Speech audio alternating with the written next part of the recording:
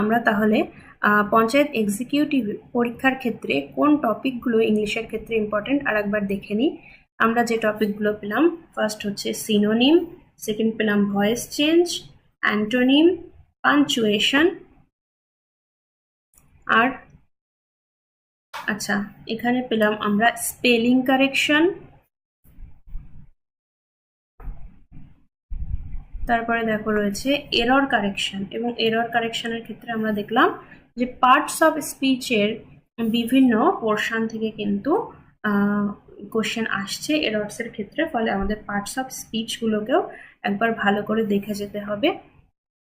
Article preposition, appropriate preposition, আর রয়েছে idioms. ঠিক আছে, এই ছিল তোমাদের টপিকগুলো। Thank you for watching.